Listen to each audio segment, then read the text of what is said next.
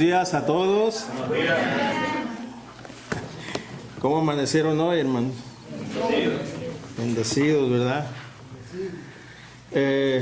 Vamos a continuar con nuestro servicio en esta mañana. Como ya lo mencionó el pastor Henry, somos una iglesia comprometida con la predicación y exposición de su palabra. Y vamos a continuar con nuestra serie del Evangelio según San Mateo. Y vamos a iniciar hoy en el capítulo 11 del Evangelio según San Mateo, así que para que vaya buscando ahí en su Biblia el capítulo 11 del Evangelio según San Mateo, y cuando lo haya localizado, le voy a pedir una vez más que se ponga sobre sus pies en reverencia a la palabra para dar lectura al pasaje que vamos a estar compartiendo en esta mañana. Mateo capítulo 11, versículos 1 al 6.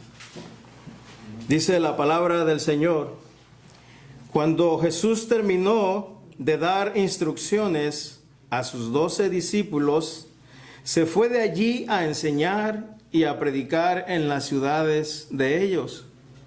Y al oír Juan en la cárcel los hechos de Cristo, le envió 2 de sus discípulos para preguntarle: ¿eres tú aquel que había de venir o esperaremos a otro? Respondiendo Jesús les dijo: Id y haced saber a Juan las cosas que oís y veis. Los ciegos ven, los cojos andan, los leprosos son limpiados, los sordos oyen, los muertos son resucitados, y a los pobres es anunciado el Evangelio. Y bienaventurado es el que no haya tropiezo en mí. Padre, en esta mañana venimos delante de ti, Señor, reconociéndote como nuestro Dios, como el soberano Dios, creador, Señor, y sustentador de todas las cosas que existen en este universo. Y queremos, oh Dios, honrarte hoy a través de la predicación, exposición de tu palabra. Prepara nuestros corazones, nuestras mentes, Señor, para que tú seas exaltado y glorificado, Señor, y tu iglesia sea exhortada, consolada, Señor, y edificada también, Padre. Te damos gracias en esta mañana, en Cristo Jesús. Amén. Puede tomar su lugar, ¿no?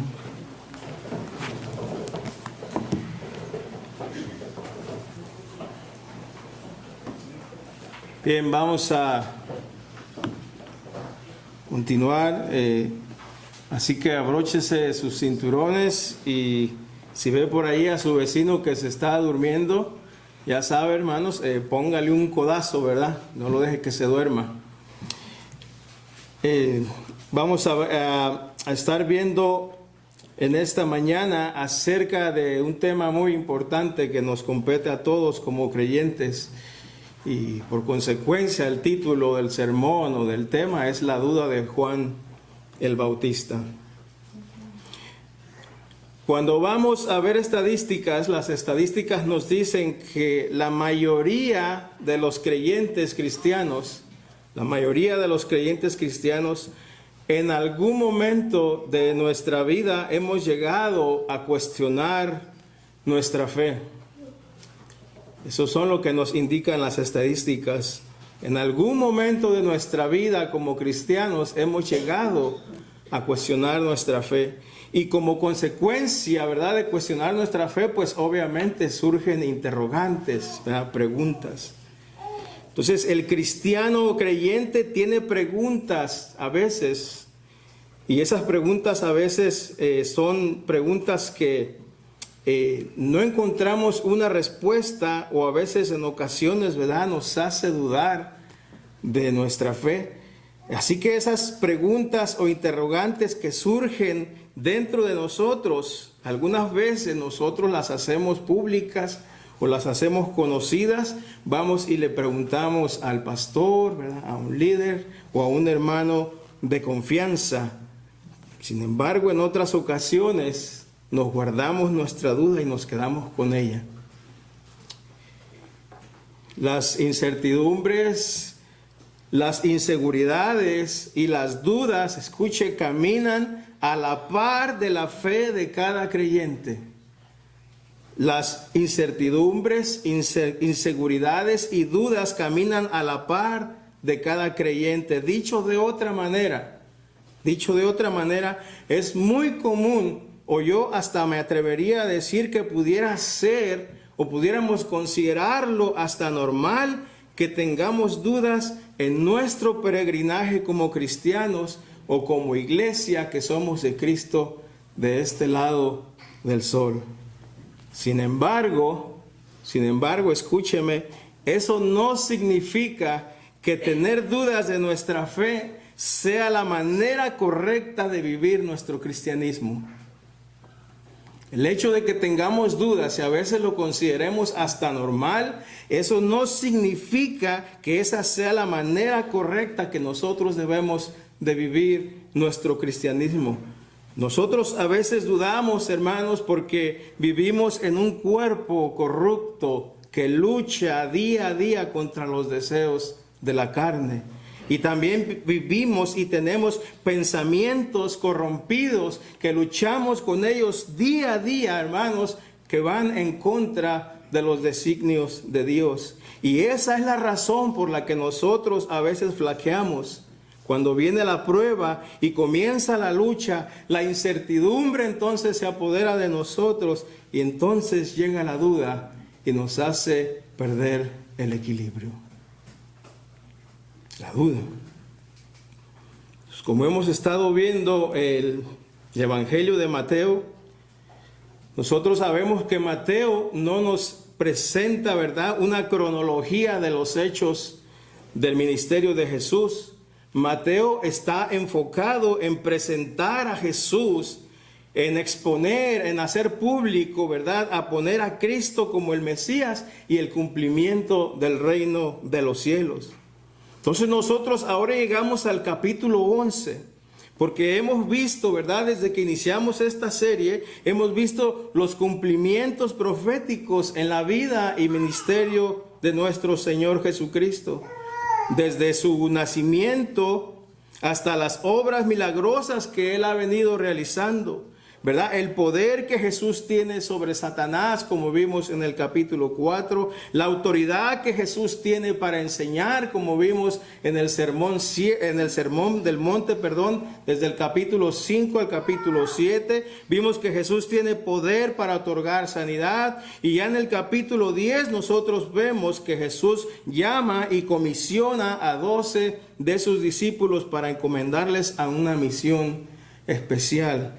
Entonces ahora ya llegamos aquí al capítulo 11, donde Mateo nos va a presentar ahora cuál es la reacción de la gente, cuál es la respuesta de la gente a todo lo que ha estado ocurriendo desde el capítulo 1 al capítulo 10.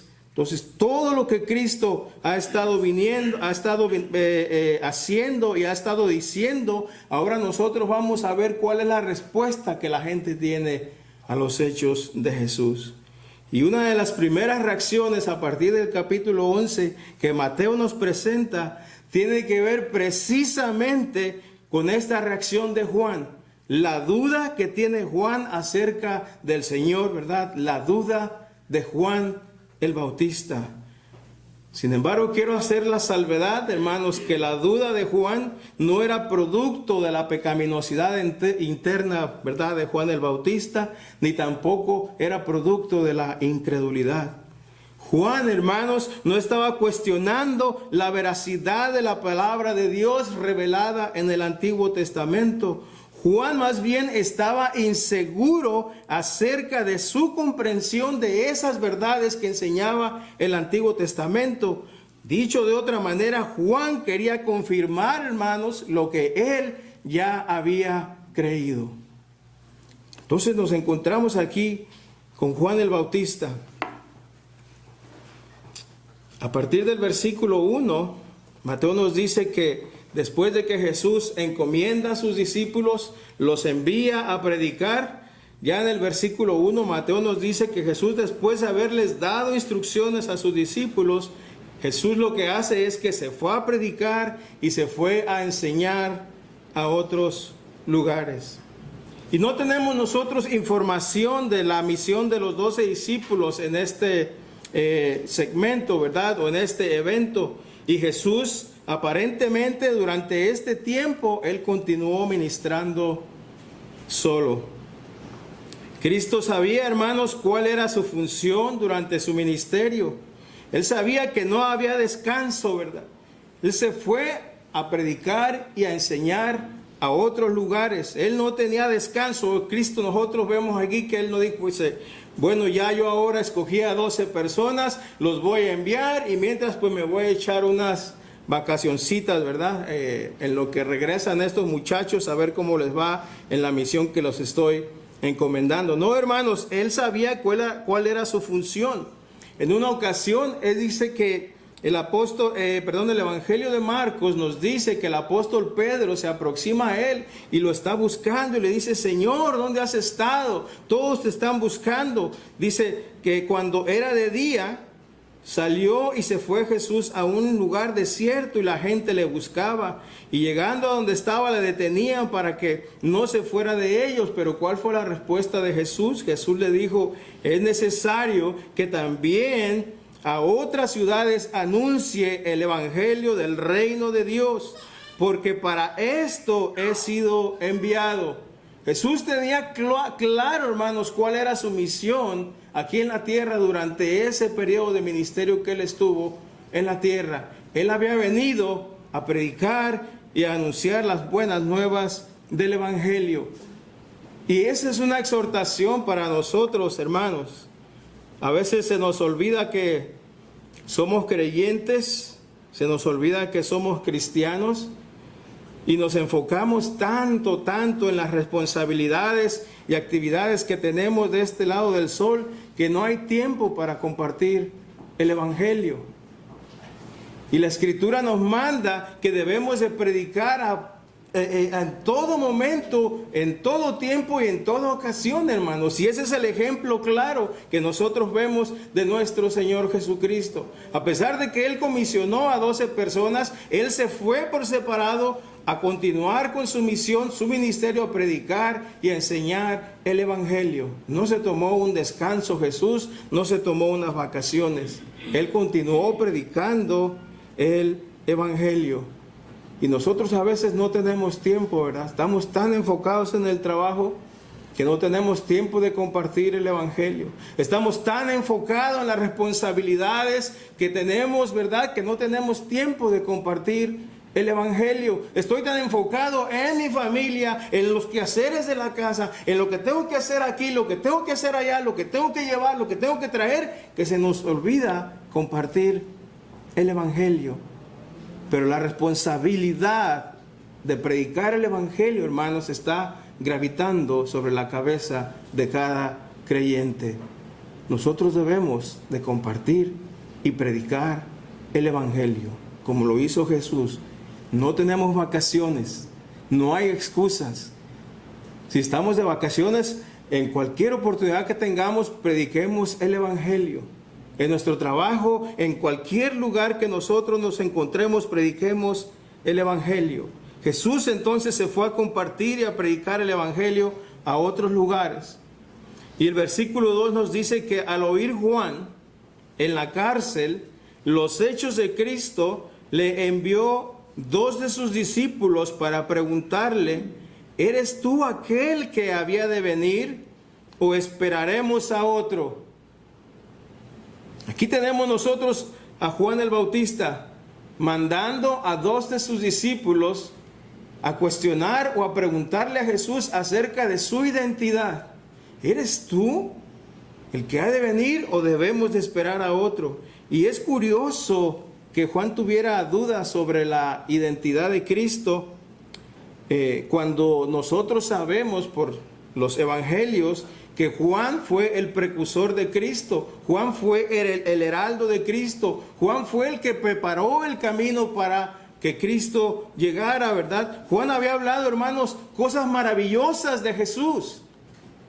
Durante el tiempo de libertad que Juan el Bautista estuvo predicando, él había hablado maravillas de nuestro Señor Jesucristo. Ahora él se encuentra preso, él está en la cárcel y él duda acerca de la identidad, él duda acerca de lo que él ya había anunciado o hablado de Cristo, y él manda a preguntar a dos de sus discípulos: vayan y pregúntenle, ¿verdad?, si Él es el que estamos esperando o tenemos que esperar a otros. Pero es importante que nosotros veamos, hermanos, que la duda de Juan era precisamente porque Juan recibía información por parte de sus discípulos. Ellos iban y le decían a Juan lo que estaba aconteciendo, lo que estaba ocurriendo durante el ministerio de Jesús. Juan ya había presentado a nuestro Señor Jesucristo. Juan había dicho que Jesús era antes que él y que él ni siquiera era digno de desatar la correa de sus sandalias. En una ocasión, cuando Juan miró caminando a Jesús, dijo: he ahí el Cordero de Dios que quita el pecado del mundo.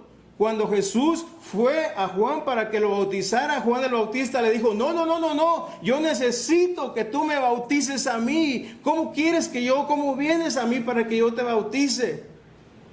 Hermanos, Juan fue testigo cuando bautizó a Jesús, que el Espíritu descendió sobre Jesús, y Juan el Bautista escuchó la voz que decía: este es mi Hijo amado en quien tengo complacencia. Juan había sido testigo de todas estas cosas y él las anunciaba, pero ahora él está encarcelado, él está en prisión y está recibiendo información de parte de sus discípulos, y eso lo lleva a dudar y a cuestionar la identidad de Cristo. Y por eso le dice: ¿eres tú o tenemos que esperar a otro? Juan cayó en la duda, Juan llegó a dudar. Y aunque no tenemos nosotros, ¿verdad?, información en los evangelios, no nos dan detalles específicos del por qué fue que Juan dudaba, hermanos. Nosotros podemos llegar y podemos descubrir o llegar a concluir en dos puntos que quiero compartir en esta mañana. La primera de ellas es que muy probablemente se tiene que ver con situaciones difíciles, con una situación difícil. Nosotros sabemos que mientras Juan estuvo en libertad, su ministerio, hermanos, había sido muy exitoso. Sin embargo, ahora el desenlace del ministerio de Juan era muy desagradable. Juan estaba prisionero. Juan había sido un profeta que el pueblo respetaba, hermanos, porque proclamaba la palabra de Dios. Pero ahora Juan se encontraba en una prisión, padeciendo hambre, con tormento físico y también emocional. Juan se encontraba en una situación difícil, pero Juan había estado haciendo las cosas bien. Juan había estado haciendo las cosas bien. Sin embargo, él estaba ahora allí en la cárcel, no la estaba pasando nada bien, estaba encerrado prácticamente en un penal de máxima seguridad, hermanos. Y si usted no lo sabe, estar prisionero, hermanos, en una cárcel no es nada agradable.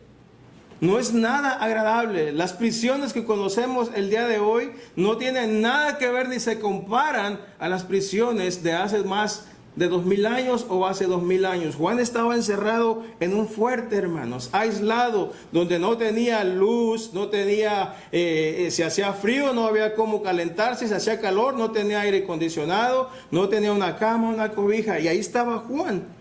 Nada agradable, hermanos. Y la razón por la que Juan había sido arrestado es precisamente porque él predicaba la verdad. Él señalaba el pecado, hermanos, y predicaba la verdad. Esa fue la razón por la que Juan había sido arrestado. Y curiosamente, Mateo en el capítulo 10, esas son las advertencias que nos está dando. Vayan, pero les va a ocurrir esto. Pueden ser arrestados, van a tener problemas, los van a despreciar, etcétera, etcétera. Los detalles del arresto de Juan los vamos a ver más adelante en el capítulo 14 de Mateo. Hermanos, aquí tenemos entonces al apóstol Juan, prisionero, aislado, recibiendo solamente visitas, quizás temporales, como era el caso de sus discípulos, y él estaba recibiendo informes de lo que estaba aconteciendo con el ministerio de nuestro Señor Jesucristo. Juan estaba en una situación difícil. Juan se encontraba en una situación muy desagradable y muy probablemente esa era una de las razones por la que él comenzara a dudar, ¿verdad? Yo estoy aquí encerrado y Jesús, ¿verdad? Allá libre, es mi primo, no me visita, no sabemos exactamente, hermanos, pero muchas cosas pudieron haber pasado por la cabeza de Juan el Bautista. Y en ocasiones, hermano, ese es nuestro caso. Ese es nuestro caso, aunque no es un patrón de conducta en la vida creyente, en la vida de cada creyente. Sin embargo, cuando se nos presentan los momentos de dificultad en nuestra vida, es muy común que llegue la duda a nosotros. Cuando enfrentamos momentos difíciles, cuando enfrentamos momentos de incertidumbre, cuando enfrentamos momentos desagradables, es muy común que llegue la duda a nosotros, hermanos. Puede tratarse cualquier tipo de problema, cualquier tipo de problema. Podemos llegar a pensar que nosotros estamos haciendo las cosas bien. Me congrego cada domingo, vengo los viernes al estudio bíblico, doy ofrendas, doy diezmo, canto alabanzas, etcétera, etcétera. Pero a veces, hermanos, las adversidades y las circunstancias de la vida nos pasan a afectar y entonces comenzamos a ser ambivalentes. Cuestionamos a Dios. Nuestra fe, por lo tanto, se ve socavada por las dudas, e incertidumbres, cuando las cosas no están marchando bien. ¿Por qué esto a mí? ¿Por qué me pasa esto a mí? ¿Por qué sucede esto? ¿Por qué estoy pasando por esto? ¿Por qué me tuvo que suceder esto a mí? Y comenzamos nosotros a cuestionar a Dios y a pensar, ¿será realmente, verdaderamente es esto vivir la vida cristiana? Y comenzamos, hermanos, a batallar en nuestra mente. Y la mente, hermanos, es el mejor taller para Satanás. Y cuando nuestra mente se encuentra vacía y damos lugar a la duda, entonces el enemigo, hermanos, aprovecha para comenzar y armar sus construcciones en contra de nuestra mente y sembrar la duda, hasta que nosotros lleguemos a cuestionar e incluso a veces hasta pecar en contra de nuestro Dios, porque las cosas se están poniendo difíciles. Y otra de las razones es que a veces tenemos expectativas equivocadas que va juntamente con lo que acabo de mencionar, con situaciones difíciles. Escuche, la información que recibía Juan de sus discípulos sobre los hechos de Jesús, hermanos, no coordinaba con lo que Juan esperaba del Mesías. No coordinaba con lo que Juan esperaba del Mesías. Todo lo que sus discípulos iban y le informaban a Juan no se alineaba con lo que Juan esperaba del Mesías. Estaba pasándola mal Juan y él estaba recibiendo información que sé que está pasando. Esto no es lo que yo esperaba del Mesías. Hermanos, Juan estaba claro que Jesús no cumplía muchas de las expectativas que tenían muchos judíos sobre la venida del Mesías en ese tiempo de la historia. Él tenía claro que no estaba cumpliendo las expectativas que muchos judíos, como en el caso de Juan, no llenaban las expectativas que ellos tenían del Mesías. Juan el Bautista había profetizado sobre el juicio que traería el Mesías. Ahí cuando nosotros vemos en Mateo 3 que Juan dice: yo a la verdad os bautizo con agua para arrepentimiento, pero el que viene tras mí, cuyo calzado yo no soy digno de llevar, es más poderoso que yo. Él los bautizará en Espíritu Santo y fuego. Su aventador, dice Juan, está en su mano y limpiará su era y recogerá su trigo en el granero. Escuche, y quemará la paja en el fuego que nunca se apagará. Juan estaba hablando de un juicio que iba a traer la llegada del Mesías. Iba a limpiar, iba a quitar todo lo malo, y todo lo malo lo iba a aventar, ¿verdad?, en ese fuego que nunca se iba a apagar. Juan pensaba que la llegada del Mesías iba a traer ese juicio, y por lo tanto tenía que estarse llevando a cabo mientras él estaba predicando, preso en esa prisión. Sin embargo, nosotros vemos que no estaba cumpliendo las expectativas nuestro Señor Jesucristo en lo que Juan pensaba de Jesús.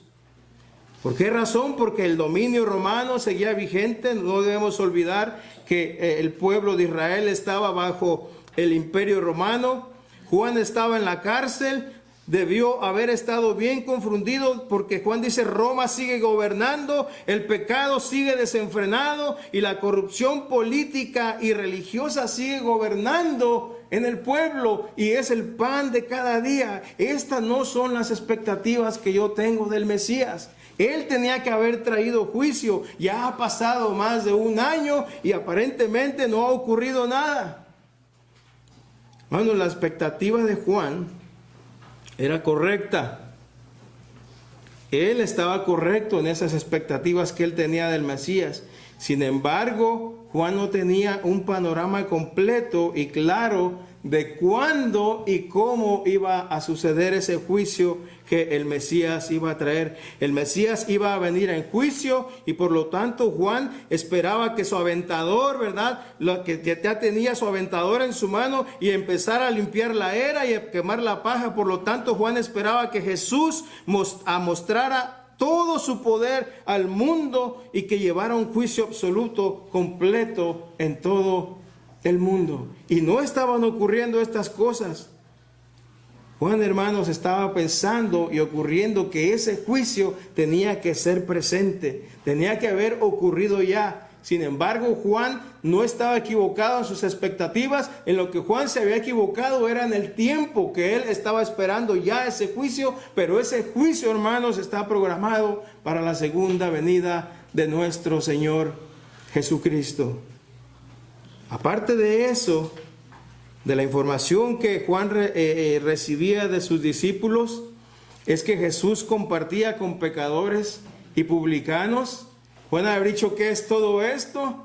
Jesús se la pasa por allí cenando, se va de cena en cena, de fiesta en fiesta, comparte con pecadores, está compartiendo con publicanos que eran enemigos del pueblo de Israel.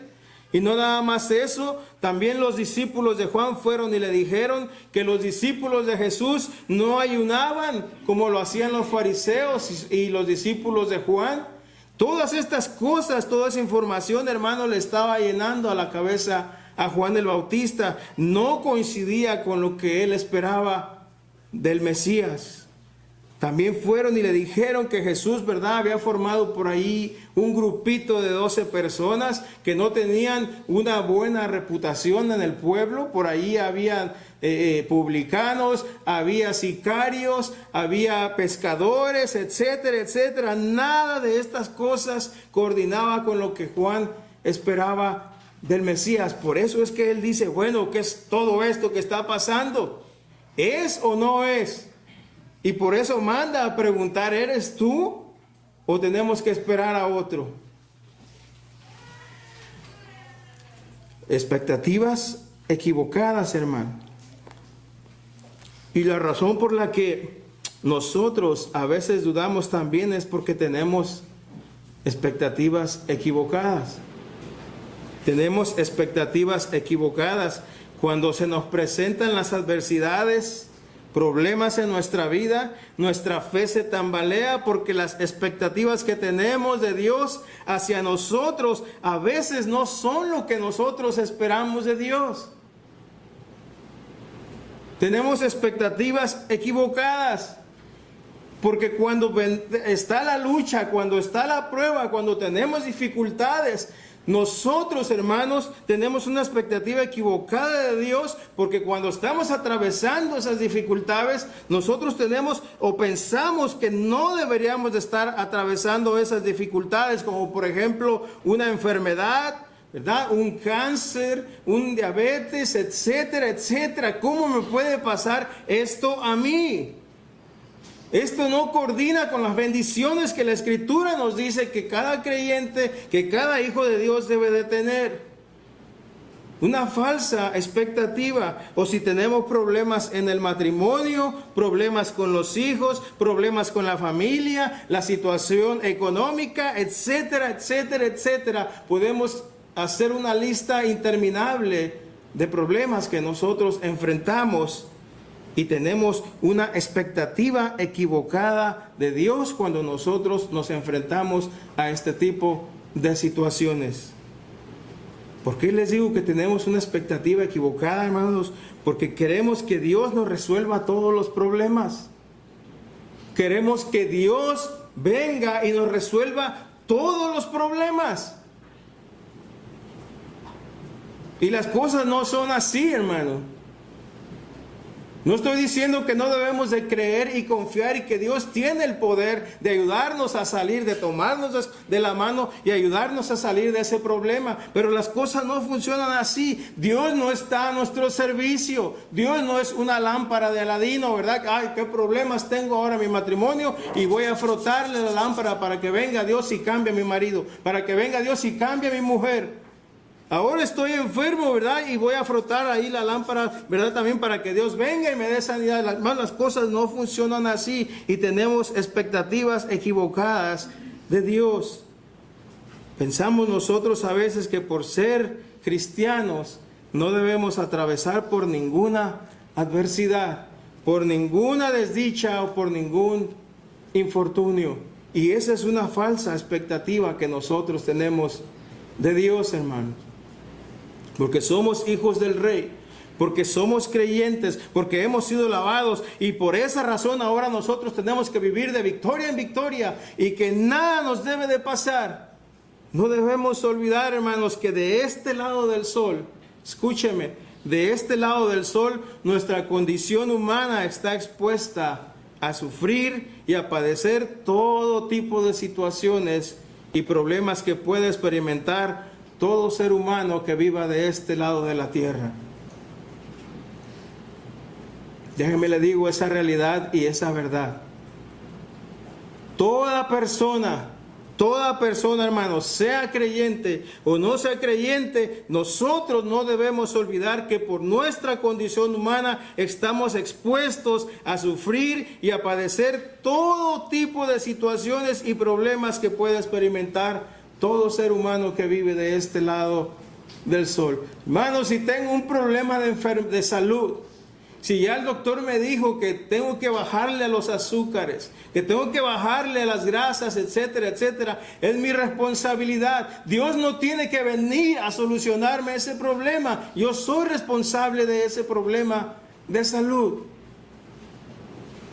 Y tenemos esa falsa expectativa de Dios a veces, hermano. No debemos olvidar que nosotros vamos a sufrir y a padecer de este lado del sol. Es una promesa que nuestro Señor Jesucristo nos dijo: en este mundo tendréis aflicción, pero confiad, dice Jesús, porque yo he vencido al mundo. Déjenme le digo algo, no debemos nosotros de caer en el error de resignación. Bueno, pues eso nos va a pasar, ¿qué puedo hacer?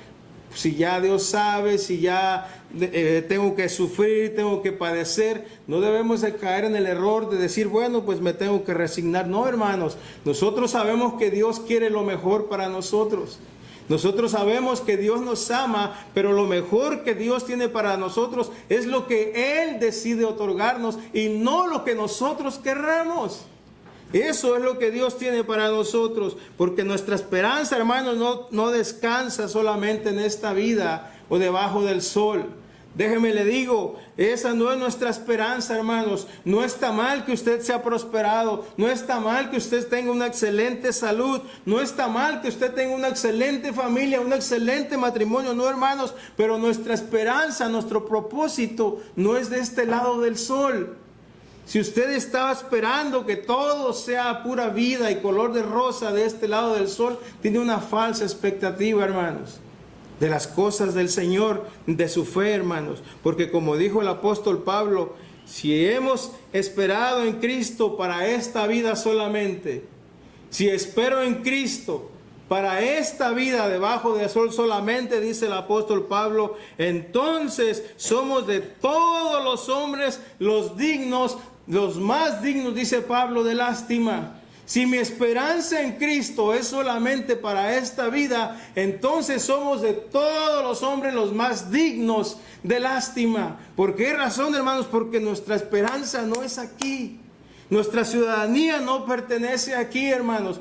Por eso Pablo dijo, bendito sea el Dios y Padre que nos bendijo con toda bendición espiritual en los lugares celestiales en Cristo. Porque nuestra esperanza, hermanos, está en los lugares celestiales en Cristo. Y esa es una expectativa equivocada, que si estamos esperando en Cristo solamente de este lado del sol, estamos equivocados y errados. Porque nuestra ciudadanía, hermanos, está en los cielos y nuestra esperanza está en los lugares celestiales en Cristo. Amén. ¿Y cuál es la respuesta entonces que Jesús le da a Juan?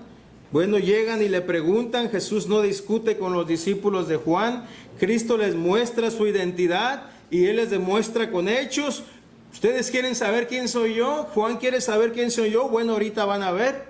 Ellos ya lo han visto, y por el Evangelio de Lucas, cuando ellos llegan y le preguntan, Lucas nos informa que inmediatamente Jesús en ese mismo momento se puso a sanar a muchos de enfermedades, de plagas, de espíritus malos, y a muchos ciegos les dio la vista. Entonces ellos estaban observando y respondiendo, Jesús les dice, vayan y díganle estas cosas a Juan. Vayan y díganle lo que ustedes ven y lo que han oído. Entonces los discípulos de Juan lo que tenían que hacer era hacer saber a Juan que Jesús no solamente estaba realizando milagros. No, la respuesta de Jesús fue, vayan y díganle a Juan esto.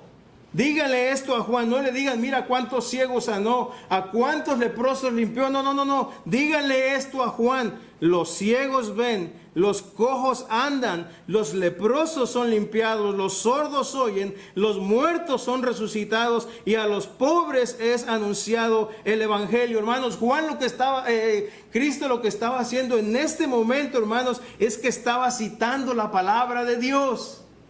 Vayan y díganle esto a Juan. Esto es lo que le tienen que decir. Cristo estaba dando por sentado que Juan sabía y entendía lo que Cristo le estaba mandando decir. Porque él tenía que recordar que esas eran unas predicciones proféticas acerca del Mesías. Escuche lo que dice Isaías. Entonces los ojos de los ciegos serán abiertos, los oídos de los sordos se abrirán, el cojo saltará como un ciervo y cantará la lengua del mudo. El Espíritu de Jehová, el Señor, está sobre mí, porque me ungió Jehová, me ha enviado a predicar buenas nuevas a los abatidos, o sea, a los pobres. Vayan y háganle saber eso a Juan. Él con esto va a reconocer y a entender que yo soy el Mesías. Es como si Jesús le dijeran, Juan, ¿recuerdas estas profecías? Juan, ¿recuerdas lo que yo te estoy mandando decir? Esto también fue predicho acerca del Mesías. Y oye, Juan, esto está cumpliéndose hoy en mí. Yo soy el Mesías, es lo que Cristo estaba diciendo a los discípulos de Juan. Le estaba hablando y ve las formas en que yo te estoy presentando. Juan, no tengas duda, yo soy el Mesías, es lo que Cristo estaba diciendo. La palabra de Dios. ¿Cómo debemos nosotros entonces responder a nuestras dudas? Cristo dice que bienaventurado es el que no haya tropiezo en mí. Bienaventurado es el que no haya tropiezo en mí. En otras palabras, es como si Jesús estuviera diciendo: Juan, no te escandalices por mí. No permitas que nada de lo que yo hago o digo sirva de lazo, te perturbe y te haga dudar. Bienaventurado es el que no haya tropiezo en mí. No permitas que nada de lo que se te está informando, lo que viene y se te dice, te haga dudar de mí, Juan. Es lo que Cristo estaba diciendo. Bienaventurado el que no haya tropiezo en mí. Y es lo mismo también para nosotros hoy en día, hermanos. Que nos sigue diciendo Jesús, que nada sea lazo de tropiezo y nos haga dudar y que por lo tanto nos lleve a pecar. Que nada, hermanos, nos sea lazo de tropiezo, nos lleve a dudar y por lo tanto a pecar en contra de nuestro Dios. Nada de las situaciones que podamos experimentar, nada de aquellas aflicciones que podamos experimentar y vivir en este mundo, hermanos, nos lleve a dudar de nuestro Señor. ¿Por qué digo esto, hermanos? Porque Jesús nunca elogia la duda. A Jesús no le gusta la duda, hermanos.